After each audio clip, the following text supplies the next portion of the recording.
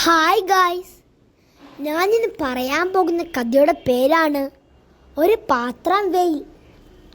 മഹാസൂത്രക്കാരനായിരുന്നു ചോട്ടു. ആളുകളെ പറ്റിക്കലാണ് ചോട്ടുവിൻ്റെ പ്രധാന വിനോദം. അതാ വരുന്നു മരമണ്ടൻ ഷുപ്പു. നാട്ടിലെ അലക്കുകാരനായിരുന്നു ഷുപ്പു. ഇന്ന് ഇവനെ തന്നെ പറ്റിക്കാം. എന്തൊക്കെയുണ്ട് ഷുപ്പു വിശേഷം? എന്ത് പറയാനാ, മഴക്കാലം തുടങ്ങിയില്ലേ? ഒട്ടും വെയിലില്ല.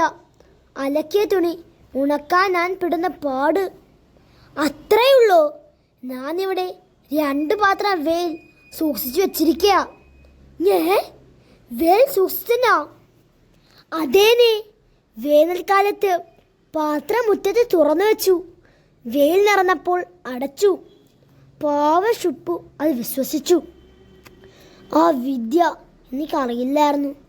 വേണമെങ്കിൽ ഒരു പാത്രം തനിക്ക് തരാം. അങ്ങനെ ഇതിന് പകരം ഞാൻ തനിക്ക് വിലപിടിച്ച ഒരു സമ്മാനം തരുന്നുണ്ട്. അയ്യടാ, എന്താണാവോ മണ്ണുഷുപ്പി തരുന്ന സമ്മാനം? കുറിച്ചു കഴിഞ്ഞ് അയ്യടാ ദാ വരുന്നു. കയ്യിലൊരു പെട്ടിയുമുണ്ടല്ലോ. വെയിൽ നിറച്ച പാത്രം തുറന്നിട്ടില്ല. രാത്രി തുറക്കാമെന്ന് വിചാരിച്ചു. ഹിഹി ഹിഹി, അത് നന്നായി. ഈ ഉപകാരം ഞാൻ ഒരിക്കലും മറക്കില്ല. ദാ ഇതൊരു സമ്മാനം. ഹിഹി, എന്താ ഇതിനകത്ത്? എന്ന വീടിനടുത്ത് ഒരു പാട്ടുകാരൻ താമസിക്കുന്നുണ്ട്. അങ്ങേര് പാടുന്ന സമയത്ത് ഞാനൊരു ഒഴിഞ്ഞ പെട്ടി മൂപ്പരുടെ മുന്നിൽ തുറന്നു വെച്ചു. പാട്ട് തീർന്നപ്പോൾ അടച്ചു. ആ പെട്ടിയായത്. നിറയെ പാട്ടാ. താൻ തുറന്നു നോക്ക്.